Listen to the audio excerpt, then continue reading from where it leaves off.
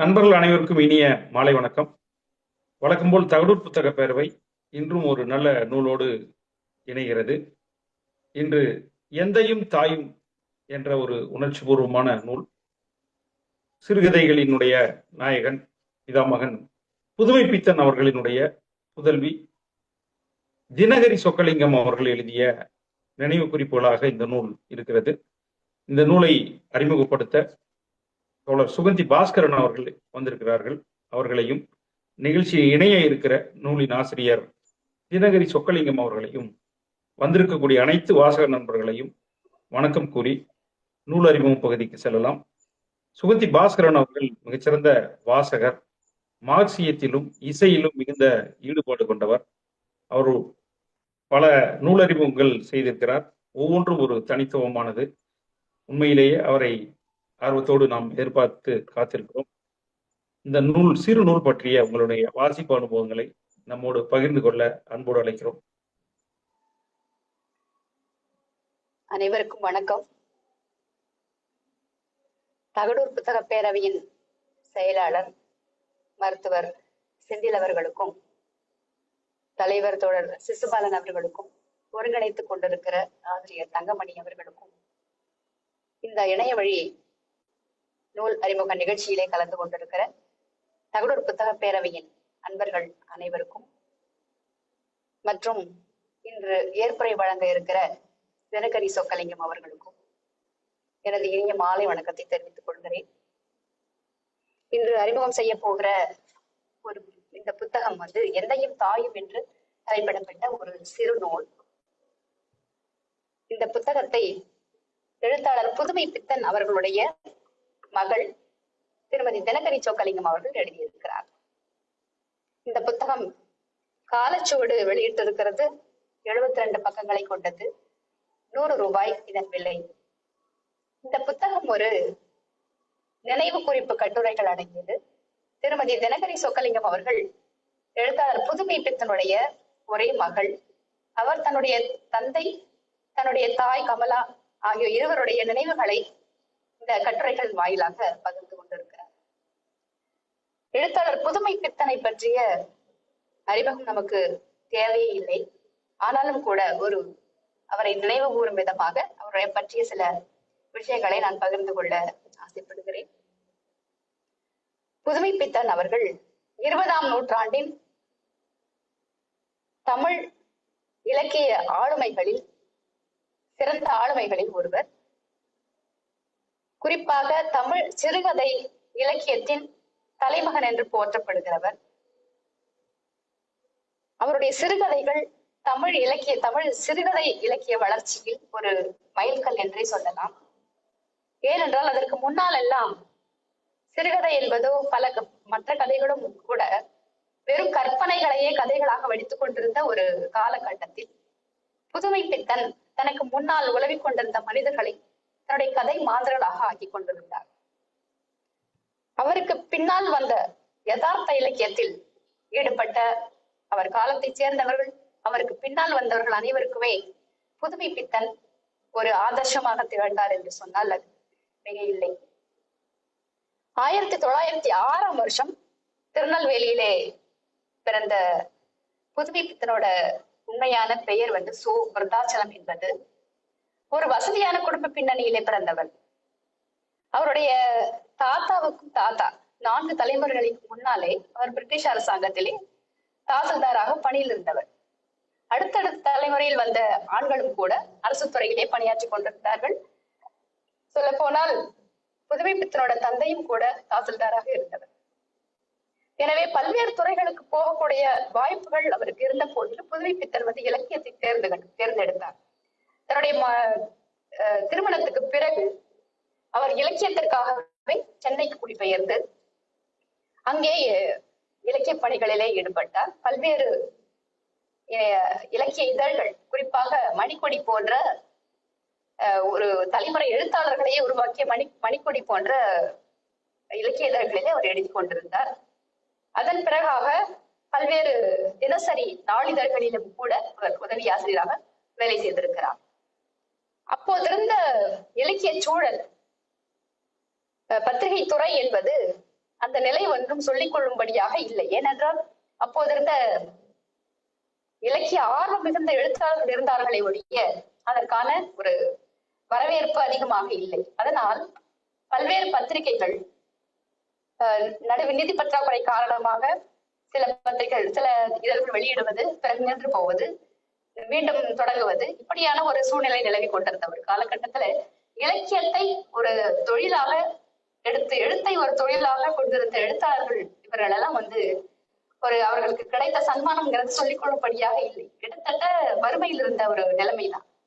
அந்த காரணத்தினாலோ என்னவோ புதுமைப்பித்தன் அவர்கள் தன்னுடைய குடும்பத்தை கூட பெரும்பாலான சமயங்களில் தன்னுடன் வைத்துக் கொள்ளவில்லை. அவர் புதுமைப்பித்தன் வாழ்ந்த காலம் அப்படி சொன்னா வெறும் 42 வருஷம் தான் அவர் வாழ்ந்திருக்கிறார். அவர் கிட்டத்தட்ட 44ஆம் வருடம் வரை கூட கிட்டத்தட்ட 10-11 வருடங்களில் அவர் 100க்கும் மேற்பட்ட சிறுகதைகள் எழுதியிருக்கிறார். பல்வேறு மொழிபெயர்ப்புகளை வெளியிட்டிருக்கிறார். புத்தக மதிப்புரைகளை எழுதியிருக்கிறார். நாடகம் எழுதியிருக்கிறார். இவ்வளவு படைப்புகளையும் அவர் செய்திருக்கிறார். அவருடைய கடைசி 4 வருடம் முன்னால் தான் அவருக்கு திரைப்படத்துறையிலே நுழைகிற ஒரு வாய்ப்பு கிடைத்தது. அவருடைய சக எழுத்தாளர்கள் சிலர், கொத்தமங்கலம் சுப்பு, எஸ் ராமையா போன்றவர்கள் எல்லாம் திரைப்படத்துறையிலே ஒரு காலடி எடுத்து வைத்திருக்கிறார்கள். அப்போதான் அவர் எழுதுவதற்கான வாய்ப்பும் இருக்கிறது, பொருளாதார நிலையிலும் உயர முடியும் என்கிற ஒரு நம்பிக்கையோடு அவர் திரைப்படத்துறையிலே நுழைகிற அவருக்கு வாய்ப்பு கிடைக்கிறது. அப்படி ஒரு கிடைத்த வாய்ப்பு தான் தியாகராஜ பாகவதர் கதாநாயகனாக நடித்த ராஜமுக்தி என்கிற ஒரு திரைப்பட வாய்ப்பு. அதிலே கதை வசனம் எழுதுவதற்கு அவருக்கு வாய்ப்பு கிடைக்கிறது. அந்த ஒப்பந்தத்தின் மூலமாக அவர் பூனாவுக்கு அந்த குழுவோடு பயணம் செய்கிறார். பூனாவிலே தங்கியிருந்து இந்த கதை வசனம் எழுதி கொண்டிருக்கிற நேரத்திலே தான் அவருக்கு உடல்நிலை சரியில்லாமல் போகிறது. அவருக்கு காசநோய் வந்திருப்பதாக கண்டறியப்படுகிறது. அதோடய அவர் அங்க இருந்து கதை வசனம் எழுதி இந்த வேலையை பார்த்துட்டு இருக்காரு. உடம்பு ரொம்ப ரொம்ப முடியல, ரொம்பவும் ஒரு பலவீனமான ஒரு கட்டத்தில் கையை எடுத்து எழுதவே முடியல அப்படிங்கிற மாதிரி அளவுக்கு பலவீனமா ஆன பிறகுதான் அவர் பூனாவிலிருந்து திருவனந்தபுரத்துக்கு வருகிறார். திருவனந்தபுரத்திலே தான் அவருடைய மனைவி கமலா அவர்களும் அவருடைய மகள் தினகரி அவர்களும் அவருடைய அப்போதான் புதுமைப்பித்தன் திருவனந்தபுரம் வருகிறார். 2 மாதம் தான் அவர் இருக்கிறார். அதற்குள் நோய் முற்றி 1948 ஜூனில் அவர் மரணம் அடைகிறார். அந்த காச நோய் என்பது அந்த காலத்திலே போதுமான அளவு மருத்துவ வசதிகளோ அல்லது ஊட்டச்சத்தான உணவுகளை எடுத்துக்கொண்டிருந்தாலும் கூட அவரை ஓரளவுக்கு காப்பாற்றி இருக்க முடியும். அந்த அளவுக்கு கூட வசதி இல்லாத மாதிரியான ஒரு வறுமையான நிலைமையிலே புதுமைப்பித்தன் இருந்தார் என்பதே மிகவும் வருத்தத்திற்குரிய விஷயம். அப்போ 1948 அவர் மரணம் அடையும் போது இந்த புத்தகத்தை எழுதிய அவருடைய மகள் தினகரி அவர்களுக்கு 2 வயசுதான் ஆகும். அந்த 2 வருடங்களிலே கூட அவர் குழந்தையோடு இருந்த காலம் என்பது ரொம்ப ரொம்பவும் கம்மி. கடைசியாக இருந்த 2 மாதங்களிலும் கூட காசநோய் என்பது தொற்றுவோம் என்கிற காரணத்தால் அவர் குழந்தைய பக்கத்திலேயே வச்சுக்க முடியாத ஒரு துரதிருஷ்டவசமான நிலைமையில தான் புதுமைப்பித்தன் அவர்கள் இருந்திருக்கிறார். சட்டென்று வாழ்க்கை முடிவுக்கு வர்றது எவ்வளவு துரதிருஷ்டவசமானது. தினகரி அவர்கள் அதை நினைச்சிட்டே இருக்காங்க. அவங்க இந்த புத்தகத்துல சொல்லியிருக்காங்க, ஒரு புத்தகத்தை பற்றி அவர்கள் அடிக்கடி குறிப்பிட்டு இருக்கிறார்கள். அதாவது புதுமைப்பித்தன் வரலாறு என்கிற ஒரு புத்தகம். அந்த புத்தகத்தை தோமுசி ரகுநாதன் அவர்கள் எழுதியிருக்கிறார். இந்த புத்தகத்தை எத்தனை முறை நான் படித்தேன் என்று எனக்கு நினைவில்லை, அத்தனை முறை நான் படித்திருக்கிறேன் அப்படின்னு சொல்லிட்டு தினகரி அவர்கள் அவருடைய நூலிலே குறிப்பிட்டிருக்கிறார். இந்த புத்தகம் 1951 தோமுசி ரகுநாதன் அவர்கள் இந்த புத்தகத்தை வெளியிட்டிருக்கிறார். தோமுசி ரகுநாதன் அவர்கள் புதுமைப்பித்தனோடு அதிக காலம் பழகிய நண்பர். பெரும்பாலான விஷயங்களை புதுமைப்பித்தன் அவரோடு பகிர்ந்து கொண்டிருக்கிறார். தோமுசி ரகுநாதன் அவர்களையும் அழகிரிசாமி இருவரையும் மிகவும் நம்பிக்கையான எழுத்தாளர்கள் என்று அவர் புதுமைப்பித்தன் அடையாளம் கண்டவர். புதுமைப்பித்தன் இறந்த உடனேயே அவரை பற்றியான ஒரு வரலாறு எழுத வேண்டும் என்று தோமுசி ரகுநாதன் முடிவு செய்கிறார். ஏனென்றால் அப்போ இருந்த எல்லா எழுத்தாளர்களுக்கும் வரலாறு கிடையாது. ஆனா வரலாறு எழுதணும்னா அந்த எழுத்தாளருக்கு ஒரு சிறந்த தகுதி இருக்கணும். அப்படின்ட்டு. அதனால புதுமை பித்தன் ஒரு சிறந்த எழுத்தாளர், சிறந்த மனிதர். அவரை பத்தியான வரலாறு எழுதணும் அப்படிங்கிறதுனால ஒரு வருடத்துக்கும் மேலாக பல்வேறு நபர்களை இவர் சந்தித்து புதுமை பித்தன் தொடர்பான பல்வேறு விஷயங்களை சேகரிக்கிறார். புதுமை பித்தனோட தந்தையை சந்திக்கிறார், மனைவியை சந்திக்கிறார், பல்வேறு நண்பர்கள் எடுத்து அவருடைய அனுபவங்களை எல்லாம் புதுமை பித்தனோடு அவர்களுக்கு நேர்ந்த சந்தர்ப்பங்களை எல்லாம் அவர் கேட்டு இந்த புத்தகத்தை அவர் எழுதியிருக்கிறார். இந்த புத்தகத்துல பாத்தீங்கன்னா புதுமை பித்தனோட நடை உடை பாவனைகள், அவருடைய பழக்க வழக்கங்கள், அவருக்கு எதெல்லாம் பிடிக்கும் எதெல்லாம் பிடிக்காது, எந்த மாதிரி எழுத்தாளர்களை அவர் மதித்தார், எவரையெல்லாம் தயவு தாட்சண்யமின்றி சாடினார்ங்கிறத பத்தி எல்லாம் எழுதியிருக்காரு. எந்தெந்த விஷயங்கள்ல அவருக்கு கருத்து என்னவா இருந்தது அப்படிங்கிற விஷயங்களை பத்தி அவர் எழுதியிருக்காரு. அதே போல எந்த அளவுக்கு அவர் தன்னம்பிக்கை மிக்கவர், தன்னுடைய படைப்புகளின் மேல் அவருக்கு மிகுந்த மதிப்பு இருந்தது அப்படிங்கிறத கூட அவர் எழுதியிருக்கார். ஒரு முறை ஒரு எழுத்தாளர் புதுமை பித்தன்கிட்ட வந்து ஒரு 12 சிறுகதைகள், தமிழில் இருக்கிற 12 சிறுகதைகளை, சிறந்த சிறுகதைகளை நீங்க எனக்கு தேர்ந்தெடுத்து கொடுங்க, அதை வந்து ஹிந்தியிலும் ஆங்கிலத்திலும் நாங்க மொழிபெயர்க்க போறோம் அப்படின்னு சொல்லிட்டு ஒரு நண்பர் சொல்லும் போது புதுமை பித்தன் சொன்னாராம், சிறந்த சிறுகதைகளா? அப்படி பார்த்தா என்னுடைய 12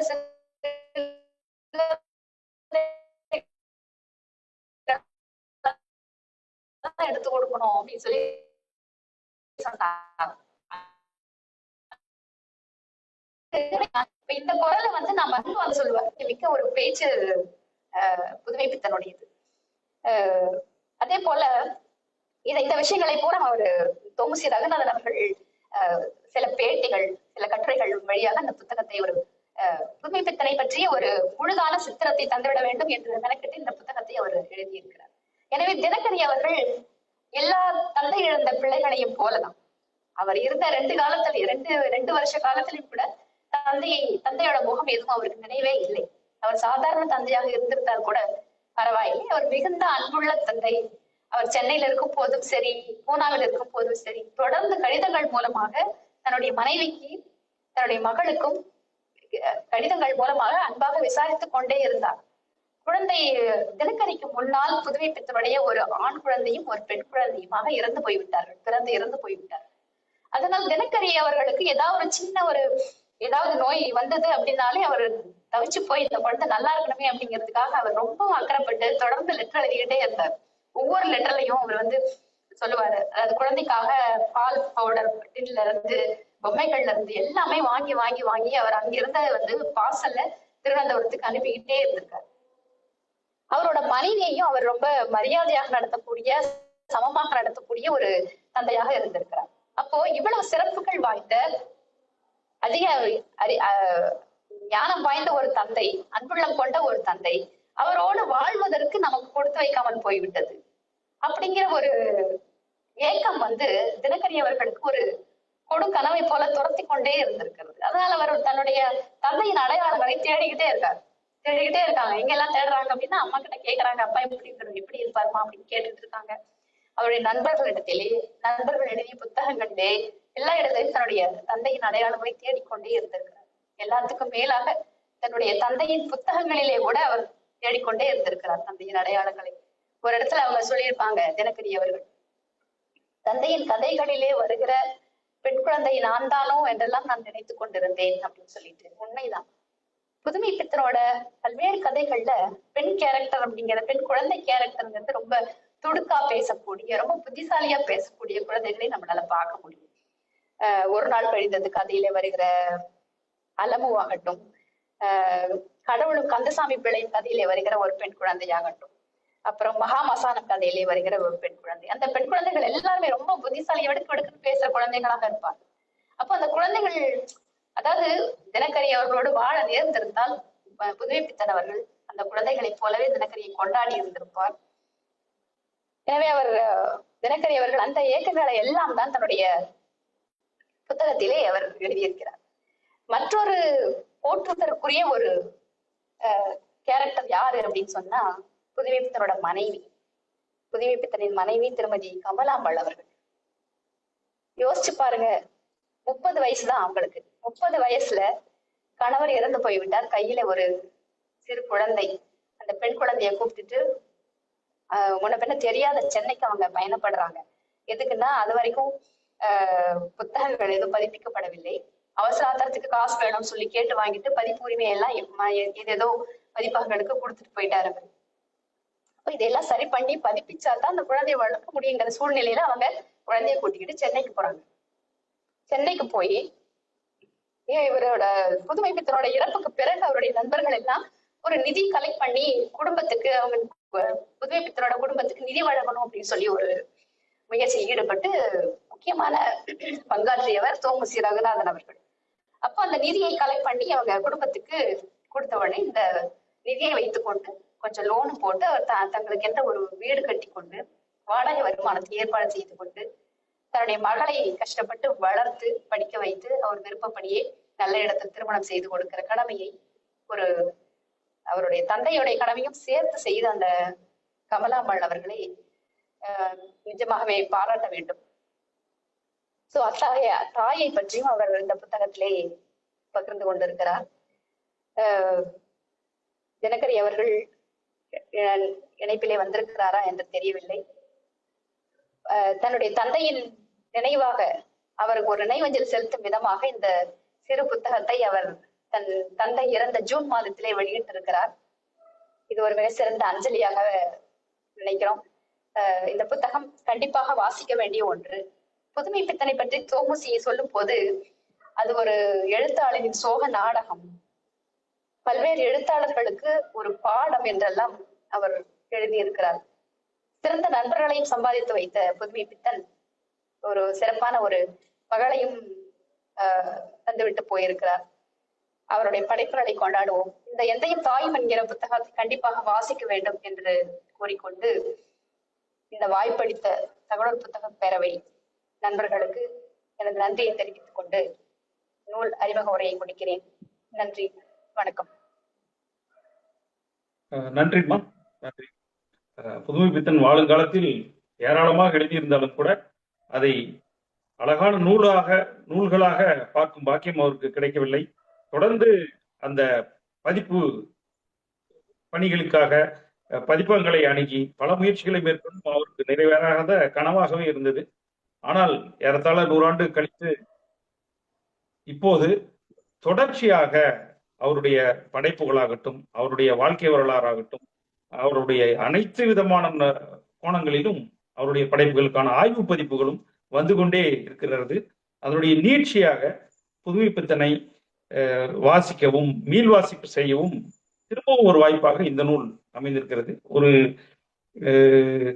ஒரு குழந்தை, ஒரு பெண் அவருடைய அப்பாவை பற்றிய நினைவுகளை பிறர் எழுதிய நூல்களின் வழியாகவும் பிறர் சொன்ன தகவல்களின் வழியாகவே மீட்டு உருவாக்கம் செய்ய வேண்டும் என்பது மிக துயரமான ஒரு நெகிழ்ச்சியான ஒரு அனுபவம்.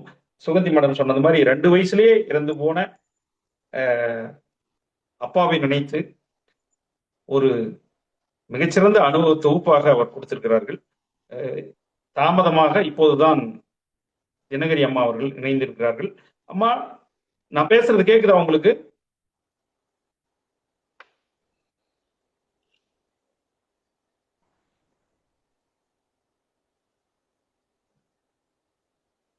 என்ன பெயர்ல இருக்காங்க? என்ன பெயர்ல இருக்காங்க?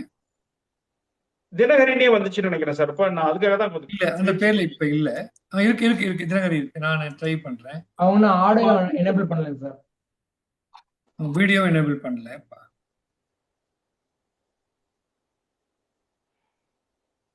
அவங்கள கோஹோஸ்ட் கூட பண்ணி பார்க்கலாம்.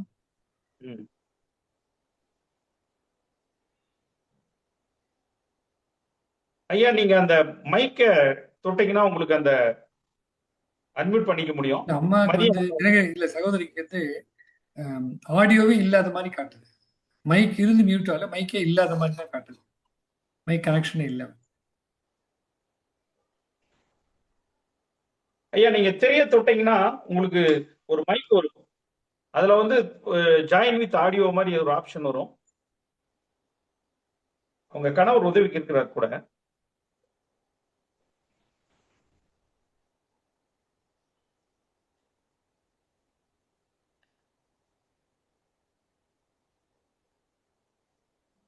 சரி, அவங்க ஒருவேளை முயற்சியில இணைஞ்சிட்டா பரவாயில்ல, மகிழ்ச்சி, வரவேற்கலாம். அது வரைக்கும் டாக்டர், நீங்க மகிழ்ச்சி தங்கமணி. முதல்ல வந்து உங்களுடைய பின்புறம் வந்து மாறி இருக்கு, நல்லா இருக்கு. வீட்டில் ஏதோ இன்டீரியர் ஒர்க் பண்றீங்க, இல்ல மகிழ்ச்சி இந்த மலை சார், வெளியில உட்கார முடியல. மகிழ்ச்சி. அதுங்க ஒரு தந்தையின் நினைவுகளை பற்றி என்பதை விட நினைவில் இல்லாத தந்தையை பற்றிய நினைவுகளை வந்து வெளில இருந்து சேகரித்து பதிவு பண்ணியிருக்காங்க. சிறிய நூல் என்றாலும் மிக ஆழமான நூல்.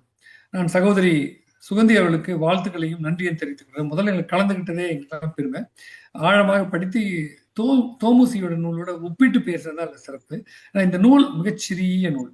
ஆனால் அதே சமயம் நான் வந்து இதில் குறிப்பிட்டு பார்த்தது வந்துங்க, ஒரு பெண் ஏறக்குறைய 75 ஆண்டுகளுக்கு முன்பு கணவன் இல்லாத ஒரு பெண் எப்படி வாழ்ந்திருக்க முடியும், அந்த வாழ்க்கை எவ்வளவு சவாலானது இருந்திருக்க முடியும். கணவர் இல்லாதது மட்டுமல்ல, குடும்பத்தால் முழுக்க புறக்கணிக்கப்பட்ட ஒருவர்.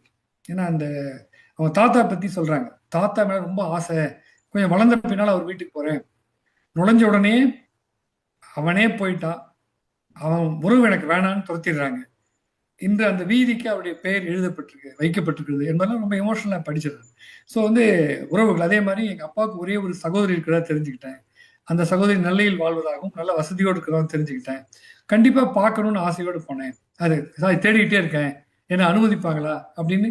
அது நம்ம மனிதர்கள் வந்துங்க எப்படி தன் வாழ்க்கைகளை தாங்களே சூழல் எழுப்பி கொண்டு தீவாக மாறி போகிறார்கள் என்பதை நம்ம ஒரு ஒரு எமோஷனலா பார்த்தேன். அவ்வளவு பெரிய ஆளுமை, அவ்வளவு பெரிய ஆளுமை வந்து குடும்பத்தால் இன்று வரை புறக்கணிக்கப்படுகிறாருங்கிறதே ஒரு சவால் தான். அவர் மட்டும் புறக்கணிக்கப்படவில்லை, அவருடைய குடும்பமும் இன்று வரை புறக்கணிக்கப்படுகிறது அப்படிங்கிறது ஒரு அந்த காலகட்டத்தில் எவ்வளவு தூரம் மனித உணர்வுக்கு எவ்வளவு முக்கியத்துவம் கொடுத்திருப்பாங்கிறது ஒரு வியப்பு தான். இப்படி பல செய்திகள். அதே போல அந்த காலத்துல வந்து அவர் முழுமையான ஏழ்மையில இருந்தார் என்று சொல்ல முடியாது.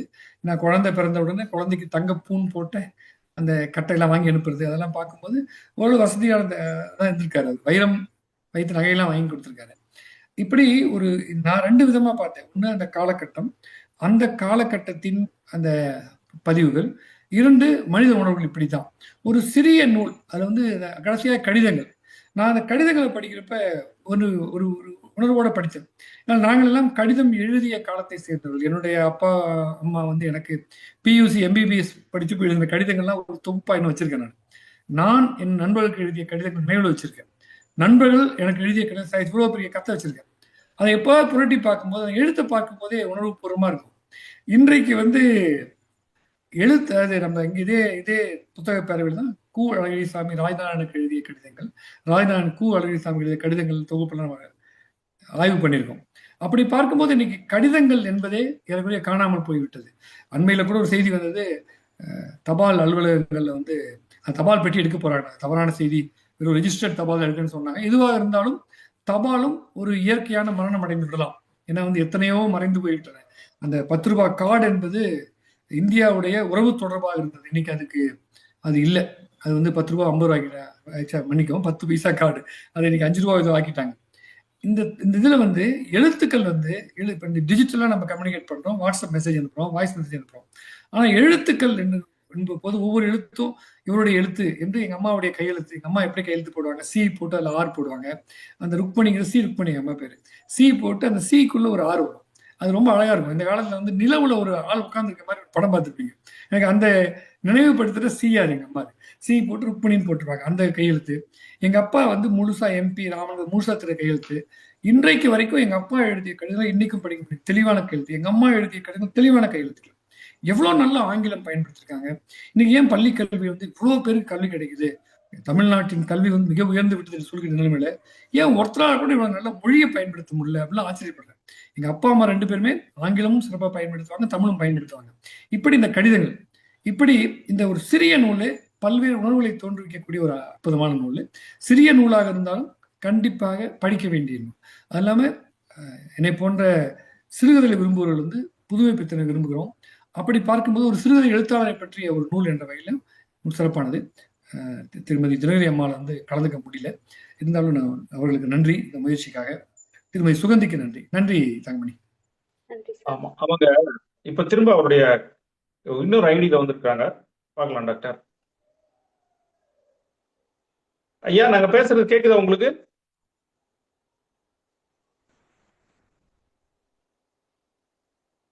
எதுவா இருந்தாலும் அவங்கள கோஹோஸ்ட் பண்ணுங்க லோகநாதன். இந்த ஹரிஹரன் மாதிரி ஏதோ ஒரு வச்சு பாருங்களேன், ஹரிஹரன் சொக்கலிங்கம் மாதிரி. அதிகன் சொக்கலிங்க இருக்காங்க. அவங்களுக்கு ரெண்டுமே இருக்குது, ஆடியோ இருக்குது, இது இருக்குது. ஆஸ்ட் அன்மியூட் போட்டு பார்க்கலாம். ஐயா நீங்க அந்த திரையை தொட்டீங்கன்னா ஒரு மைக் வரும், அந்த சிவப்பு தொட்டீங்கன்னா உங்களுக்கு சிவப்பு கூட போயிடும், அன்மியூட் ஆயிருவீங்க, நீங்க பேசலாம்.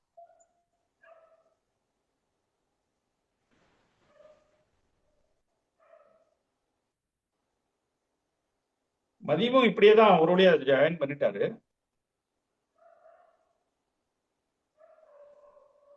ஐயா நீங்க கூட்டத்துக்குள்ள வந்துட்டீங்க. வீடியோ ஆன் பண்ணிருக்காங்க, பார்க்கலாமா? 2 பேர் இருக்கிறாங்க, வீடியோ இருக்காங்க. பேச முடியுமாங்கம்மா? அவங்களுக்கு நம்ம பேசலாம் கேக்குது, எப்படி பேச தொழில்நுட்பம் தான். நீங்க உங்க போன் தெரிய தொட்டீங்கன்னா ஒரு மைக் வருமா இடது கை பக்கம் கீழே, அந்த மைக்கை மட்டும் தொட்டீங்கன்னா அவ்வளவுதான், நீங்க பேச வந்துடலாம்.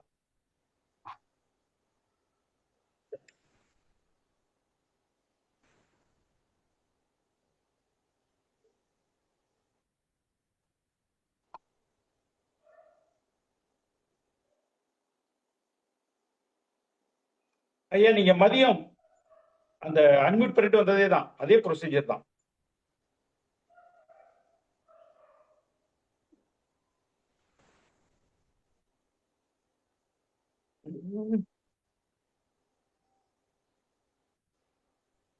ஒரு இது கேட்டது இப்போ. இப்ப கேக்குதுங்க, பேசுங்க.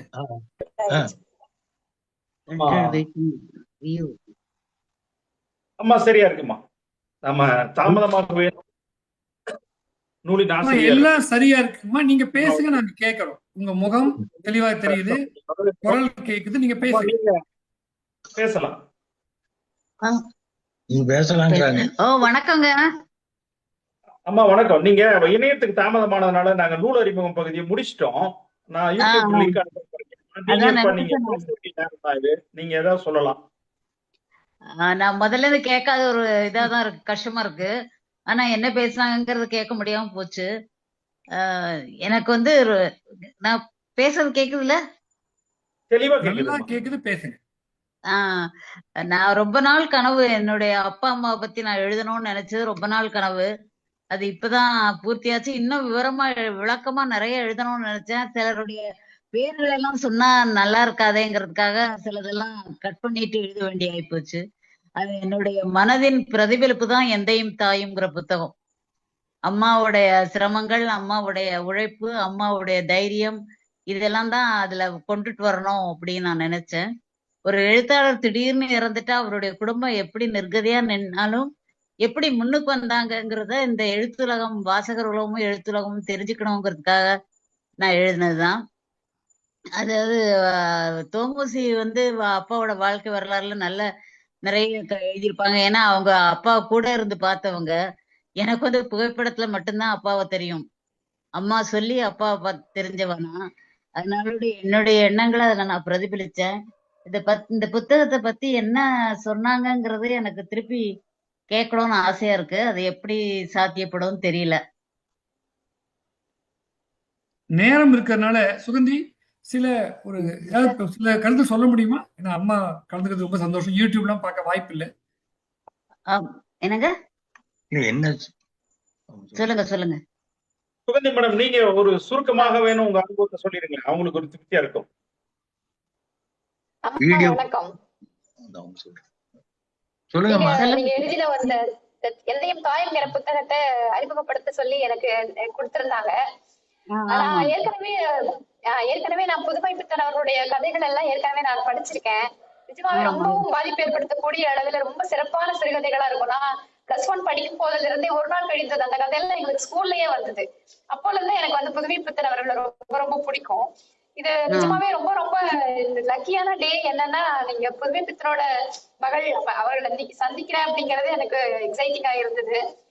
உங்களோட புத்தகமும் அருமையான, எனக்கு வந்து ஒரு சிறு குழந்தைய உங்களுக்கு வந்து அம்மா உங்களுக்கு 25 வயதுக்கு மேல ஆகுது. ஆனா கூட ஒரு சிறு குழந்தையோட நினைவுகளை போல அதை சுமந்துட்டே இருக்கீங்க இல்லையா, அப்பாவோட நினைவுகளை.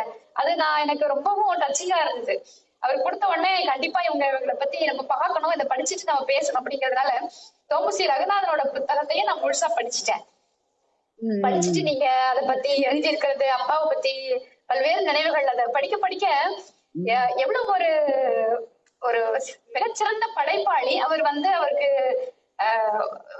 நீண்ட காலம் இருந்து இன்னும் தமிழ் இலக்கியத்துக்கு அவர் நிறைய படைப்புகளை கொடுத்து ஒரு முன்னுதாரணமா நீண்ட காலம் வாழ்ந்திருந்தா இவ்வளவு நல்லா இருந்திருக்கும் அப்படிங்கிற மாதிரியான எனக்கு எண்ணங்கள்லாம் வந்தது. அவரோட துரதிருஷ்டம் தான், தமிழ் இலக்கியத்தோட துரதிருஷ்டம் நினைக்கிறேன். அதனாலதான் அவர் நோய்வாய்ப்பட்டு சீக்கிரமே அவர் மரணம் அடைந்து விட்டார் அப்படிங்கிறது. உங்களுடைய தாயாரை பத்தி நான் ரொம்பவும் பெருமையா நினைச்சுக்கிட்டேன். எவ்வளவு தைரியமான பெண்மணி அவர்கள். கிட்டத்தட்ட பாத்தீங்கன்னா 1948 பெண்கள் வீட்டை விட்டு வெளியில வர்றதே ஒரு பெரிய கஷ்டம். அப்போ எவ்வளவு முற்போக்கான தகப்பனார் உங்களுடைய. அவர் நான் இருந்த பிறகு வெள்ளை சேலை கட்ட வேண்டாம் என்று சொல்லி இருக்கிறார். பிள்ளையை பட்டதாரியாக படிக்க வைக்க வேண்டும் அப்படிலாம் சொல்லியிருக்காரு. அப்போ அவங்க தன்னுடைய கணவர் சொன்னதை முன்னெடுத்து அவர் நான் வெள்ளை சேலை கட்டிக்கவே இல்லை. என் சொந்தக்காரங்க எல்லாம் என்னை பத்தி மோசமா பேசும்போது கூட நான் இவங்க அம்மா சென்னைக்கு சொந்த முயற்சியில வீடு கட்டி இவங்களை நல்லபடியா ஒரு வளர்த்து படிக்க வச்சு நல்ல இடத்துல அவங்க ஆசைப்பட்ட மாதிரி ஒரு என்ஜினியருக்கு திருமணம் செய்து கொடுத்து அவ்வளவு பெரிய கடமைகளை செய்யறதுக்கெல்லாம் ஒரு தனி மனுஷன் எவ்வளவு பெரிய தைரியம் வேணும். நிஜமா நான் அவங்களை மனசார உண்மை. அது அதாவது அம்மாவுடைய இந்த காலத்துல பெண்ணையும் பேசுறாங்க, பெண் உரிமை பேசுறாங்க. அம்மா அவங்க சுகஞ்சம்மா முழுமையா பேசிட்டோம், அதுக்கப்புறம் நீங்க பேசலாம். சரியா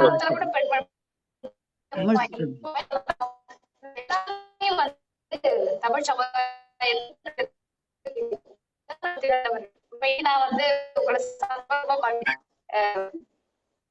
வீடு தங்கமணி சார் அவர்கள் உங்களுக்கு பக்கத்து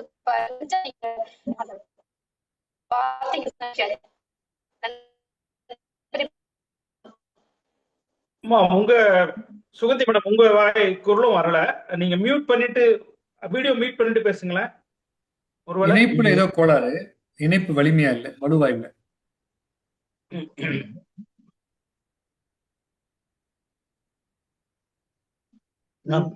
பேசலாமா? ஆமா பரவாயில்லம்மா. நீங்க தாமதமாக வந்ததே எங்களுக்கு ஒரு பெரும் மகிழ்ச்சி தான். புதுமை பித்தனே இந்த நிகழ்ச்சிக்கு வந்தது மாதிரி ஒரு மிகப்பெரிய மகிழ்ச்சியில சந்தோஷத்துல இருக்கோம் நாங்க. இந்த தோமுசி ரகுநாதன் புத்தகத்தை திரும்ப திரும்ப எல்லாரும் குறிப்பிட்டதுனால அந்த புத்தகத்தை இணையத்தில் தரவிறக்கம் செய்து கொள்றதுக்கான இணைப்பையும் நான் லிங்க்ல போட்டிருக்கேன். வேணுன்றவங்க அதை நல்ல அருமையான புத்தகம் படிக்கலாம். அம்மா நீங்க பேசலாமா? வணக்கங்க. இந்த நான் அவங்க பேச்ச கேட்டு, அதாவது அந்த என்னுடைய புத்தகம் ஒரு எழுத்தாளருடைய மரணத்துக்கு பிறகு அந்த குடும்பம் எப்படி வாழ்ந்ததுன்னு உலகத்துக்கு தெரியணுங்கிறதுக்காக தான் நான் எழுதினேன். ஒழிய ஒருத்தர் சொன்னிருந்தார் ரொம்ப கஷ்டமா இருந்தது படிக்கிறதுக்குன்னு.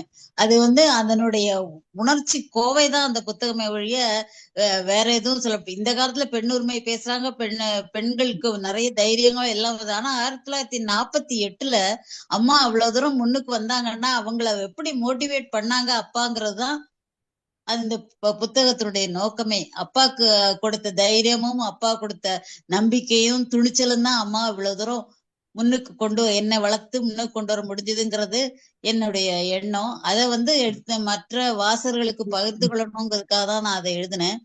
இந்த புதுமைப்பித்தனுடைய வரலாறுல அப்பாவுடைய படைப்புகளை பத்தியும் அப்பாவுடைய குடும்ப சூழ்நிலை பத்தி எல்லாம் இவர் ரகுநாத மாமா எழுதியிருப்பாங்க. ஆனாலும் படைப்புகளை பத்தி பேசுறதுக்கும் எழுதுறதுக்கும் நிறைய எழுத்தாளர்களும் வாசகர்களும் இருக்கும்போது அவருடைய வாழ்க்கையின் பின்பகுதி எப்படி இருந்ததுங்கிறத உலகத்துக்கு தெரியப்படுத்தணும் அப்படிங்கறதா என்னுடைய நீண்டகால ஆசையா இருந்தது. அது இப்பதான் நடைமுறைக்கு வந்ததுன்னு நினைக்கிறேன். இன்னும் விரிவா எழுதணும்னு நினைச்சேன், அது முடியல. காலம்தான் அதனுடைய நேரத்தை சுருக்கிடுச்சோ என்னமோ எனக்கு தெரியல. ஆனா அது படிச்சவங்க எல்லாம் அதை பத்தி பாராட்டி பேசும்போது மனசுக்கு கொஞ்சம் தெம்பாதான் இருக்குது. இன்னும் கூட இன்னும் எழுதணும் அப்படிங்கிற ஒரு எண்ணத்தையும் தூண்டி விடுகிறது. இன்னும் நிறைய எழுதலாம் அம்மாவை பத்தினா, அது வெறும் சேதம்பட்டமா ஆயிடக்கூடாதுங்கிறதுக்காக தான் குறிப்பா அவங்க பட்ட கஷ்டத்தையும் அவங்க எப்படி முன்னுக்கு வந்தாங்க, அம்மா எப்படி அப்பாவுடைய கனவுகளை நிறைவேற்றினாங்கிறத உலகத்துக்கு தெரியப்படுத்துறதுக்காக தான் நான் அதை எழுதினேன். நன்றிமா, நன்றி. உங்ககிட்ட ஒரு கேள்வி என்னன்னா, அம்மா ஒரு அவங்களுமே நல்ல எழுத்தாளர். நினைவுத்தி அப்படின்ற சிறுகதை தொகுப்பு கூட சமீபமா காலச்சூழல வந்திருக்கு. நானும் விரும்பி படிச்சிருக்கேன். நீங்களும் தமிழ் இலக்கியம் படிச்சவங்க. நீங்களும் கவிதைகள், கதைகள்லாம் எழுதுறதாக ஒரு குறிப்பு இருக்கு. ஆமாங்க. உங்களுக்கு ஏதாவது புத்தகம் வந்திருக்கா? புத்தகமா வரல, பத்திரிகைகள் என்னுடைய கதைகள்லாம் வந்தது. ஆனா ஒட்டுமொத்தமா எடுத்து பார்த்த போது அது புத்தகமா எல்லாம் போடணும்னு எனக்கு தோணல. அதனால அப்படியே விட்டுட்டேன். அந்த இருக்குது, கதைகள் இருக்குது. நன்றிப்பா, மகிழ்ச்சி. நன்றி, இப்ப மகிழ்ச்சி. உங்க காலத்திலேயாவது அப்பாவோட எல்லா புத்தகங்களும் இப்படி நல்ல ஒரு செம்பதிப்புகளாக வரத பாக்குறதுக்கு உங்களுக்கு இருக்கு. ஆமா இது எப்படி ஆமா ஆமா. உணர்றீங்க நீங்க? இது அப்பாவோட புத்தகங்கள், அவரை பற்றின ஆய்வுகள்லாம் தொடர்ந்து வந்துகிட்டே இருக்குது. இத பாக்குறதுக்கு உங்களுக்கு எப்படி இருக்கு? எப்படி உணர்றீங்க? அது ரொம்ப, அதாவது அம்மாவுக்கு வந்து அப்பா திடீர்னு அப்பா இது பண்ணி நான் கொஞ்சம் நல்லா, நீங்க அந்த புத்தகத்துல படிச்சிருப்பீங்க, நல்லா வந்த பிறகு அதை சிறப்பான முறையில கொண்டு வரணும்னு நினைக்கும் போதுதான் காலச்சுவடோட ஒரு தொடர்பு கிடைச்சது. அவங்க செம்பதிப்புங்கிறது முதல்ல அப்பாவுக்கு தான் வந்தது. அதாவது சுந்தர ராமசாமி ஐயா வந்து அதை எப்படி நேர்த்தியா கொண்டு வரணும்னு அதுக்கு ஒரு ஒரு கலந்த ஆலோசனை கூட்டமே நடத்தி பண்ணாங்கன்னு கேள்விப்பட்டேன். அவ்வளவு தூரம் அது வந்து சிறப்பா வந்து. ஆனா அது என்னுடைய துரதிருஷ்டமா அம்மாவோட இதோ, அம்மா அதை பார்க்காம போயிட்டாங்க. அதுதான் எனக்கு ரொம்ப வேதனை. ஏன்னா ஏற்கனவே வந்த பதிப்புகள்லாம் நான் வந்து குற்றம் சொல்லல, ஆனாலும் அதுல சில குறைகள் இருந்தன. அம்மாவோட கதை அப்பாவோட பேர்ல வந்தது, அப்புறம் எழுத்து பிழைகள், நிறைய சொல்ல முடியாத தவறுகள்லாம் இருந்தது. அதையெல்லாம் மீறி தாண்டி அப்பாவோட வெளிவராத படைப்புகள் தெரியுது. அவ்வளவுக்கு காரணம் கண்ணனும் வெங்கடாச்சலபதி. அவரை நான் ரொம்ப பாராட்டுறேன். அவர் வந்து எங்களுக்கு கிடைத்த, அவர் இப்போ புதுமைப்பித்தன் களஞ்சியம்னு ஒண்ணு இதோட சேர்த்து வெளியிட்டாங்க இல்லையா, அது வந்து இவ்வளவு தூரம் சலபதி அதுக்காக பாடுபட்டு இருக்காருங்கிறதெல்லாம் நான் நேரடியா பார்த்திருக்கேன். அதனால அவருக்கும் இந்த சந்தர்ப்பத்துல ஒரு பெரிய நன்றியை நான் தெரிவிச்சுக்கிறேன். இது வந்து படிக்கும்போது புதுமைப்பித்தனுடைய கதைகள் மட்டும் இல்ல, அவருடைய கட்டுரைகள், மொழிபெயர்ப்புகள், இன்னும் அவருடைய நாடகங்கள்லாம் அடுத்த தொகுப்பா வரப்போகுது. நாடகங்கள், கவிதைகள்லாம் அடுத்த தொகுப்பா வரப்போகுது. அதெல்லாம் பார்க்கும்போது மிகுந்த மகிழ்ச்சியா இருக்கு. இது நாங்க செய்த, அப்பாக்கு செய்த ஒரு அர்ப்பணிப்புன்னு தான் நாங்க நினைக்கிறோம். இத்தனை காலத்துக்கு அப்புறமும் அதுவும் அப்பாவோட நூற்றாண்டு விழால கடைசியா நிறைவு செய்து அப்துல் கலாம் ஐயா கையால புத்தகம் வெளியிட்டு அதை ஒரு விழாவா நடத்தினது காலச்சோடு. அதுக்கு நான் ரொம்ப நன்றி கடமைப்பட்டிருக்கேன். அதெல்லாம் இப்ப பார்க்கும்போது ஐயா அப்துல் கலாம் ஐயா கூட அப்பா கதைகளை படிச்சுட்டு மனிதர் எப்படி எழுதியிருக்காரு அப்படின்னு எங்கிட்டயே பாராட்டி பேசினாங்க. அந்த நிகழ்வுகள்லாம் என் மனசுல இந்த நேரத்துல வந்துட்டு போகுது. இதெல்லாம் நாங்க செய்த அப்பாக்கு செய்கிற அஞ்சலி, வணக்கம், இதெல்லாம் தான் நான் நினைக்கிறேன். நன்றிமா, சிறப்பு. நீங்க இப்ப தொடர்ச்சியா நவீன இலக்கியம் வாசிக்கிற பழக்கம் இருக்கா? அப்படி இருந்ததுன்னா யாருடைய எழுத்து சிறுகதைகளை விரும்பி படிக்கிற மாதிரி இருக்கு உங்களுக்கு?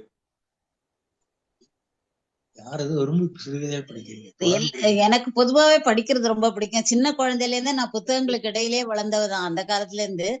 அப்புறம் அதனால எனக்கு வந்து இப்ப பரவாயில்ல, எல்லாருடைய கதைகளையும் நான் படிக்கிறதா. ஒவ்வொரு இது புத்தக சந்தை நடக்கும் இல்லையா, அப்போ ஒவ்வொரு வருடமும் நாங்க போய் புத்தகங்களை கலெக்ட் பண்ணி வாங்கிட்டு தான் இருக்கிறேன். எல்லாருடைய கதைகளும் பிடிக்கும். குறிப்பா ஜெயகாந்தன், சுந்தர ராமசாமி, இவங்க இதெல்லாம் ரொம்ப பிடிக்கும். அது மாதிரி குறிப்பிட்ட ஒவ்வொருத்தரையும் இதெல்லாம், அருந்ததி ராயோட இது டிரான்ஸ்லேஷன் எல்லாம் கூட குப்புசாமி ஐயா இதோட இதெல்லாம் படிச்சுட்டு தான் இருக்கிறேன். எனக்கு படிக்கிறது தாங்க ரொம்ப பிடிச்ச விஷயமே.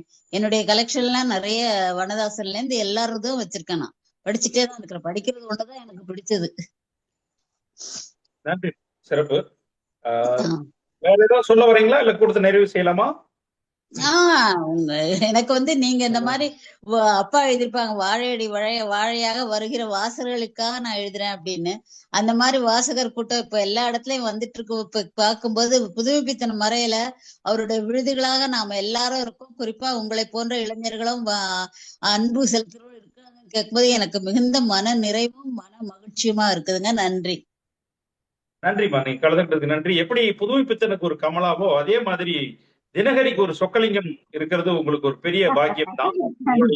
செயல்படுகிற ஐயா இருக்கிறது கவனிச்சிருந்தேன். மீட்டிங்கோட முடிஞ்சிடாம நீங்க எல்லாம் ஒரு தடவை வரணும் வீட்டுக்கு. சென்னைக்கு வந்தா எல்லாரும் வாங்க, வீட்டுக்கு வாங்க. கண்டிப்பா கண்டிப்பா, நம்ம எல்லாம் ஒரு இலக்கிய உறவுகள் தான். ஆமா ஆமாங்க. நன்றி நன்றி நன்றி. அடுத்த வாரத்துக்கான நூல் அடுத்த வாரம் ஜோய் அலுகாஸ் நகைக்கடை அதிபர் அவர்களினுடைய ஒரு சுயசரிதை தங்கமகன் என்று அறிமுகப்படுத்தப்பட இருக்கிறது. அனைவரும் அவசியம் இணைய வேண்டும் என்று அன்போடு கேட்டுக்கொள்கிறோம். டாக்டர், இறுதியாக ஏதாவது சொல்ல வரீங்களா? இல்ல, மிக்க இனிமையான நிறைவான ஒரு மாலை பொழுது. அவங்க திருமதி தினகரி கலந்துக்கிறது ரொம்ப ரொம்ப ரொம்ப மகிழ்ச்சி. அதே மாதிரி சுகந்தி ரொம்ப நல்லா பேசுனீங்க, ரொம்ப நிகழ்ச்சியா நல்லா பேசுனீங்கம்மா. நீங்க பார்த்த அதே கோணத்துல தான் அதை பார்த்தேன். ஏன்னா 1940கள் என்பது காசியில் ஒரு விதவை பெண்ணை அங்க இருக்கிற பார்ப்பனர்கள் வந்து கொண்டு போய் காசுல விட்டுருவாங்க. அவங்க விதிதான் அந்த மாதிரி.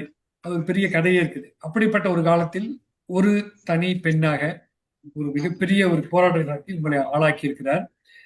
நீங்க வளர்த்தமா கூட சொல்லிட்டு இருந்தேன், அந்த உங்க தாத்தா வீட்டுக்கு போறீங்க, அவனே போயிட்டான், அவன் இதுக்குன்னு உங்களை அனுப்பல, அந்த தெருவுக்கு உங்க அப்பா பேர் வச்சது, உங்க அப்பாவின் கூட பிறந்த சகோதரியை நீங்க பார்க்க ஆசைப்பட்டு எங்க எப்படி இருக்கான்னு தெரிஞ்சு ஆசைப்பட்டு உணர்வுபூர்வமா எழுதிருக்கீங்க, நல்லா இருக்கீங்க, கடிதங்கள் போக்குவரத்து எல்லாம் பதிவு பண்ணிருக்கீங்க.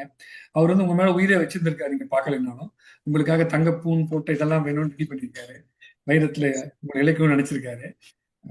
அவர் இதுதான் இன்னைக்கு வாழ்க்கை. எங்க போன மருத்துவர்கள் வந்து ஏன் வருத்தமா பாக்குறோம்னா, இன்னைக்கு வந்து டிபி என்பது குணப்படுத்தக்கூடிய ஒரு சாதாரண நோயாக மாறிவிட்ட ஒரு காலத்துல ஒரு குணப்படுத்தக்கூடிய ஒரு எளிய நோயால் ஒரு பொக்கிஷத்தை புதைகளை தமிழ் சமூகம் இழந்திருக்காங்க. நீங்க கலந்துகிட்டது ரொம்ப நன்றிமா. நம்மளாம் உறவுகள் வந்து சந்திப்போம். மகிழ்ச்சி.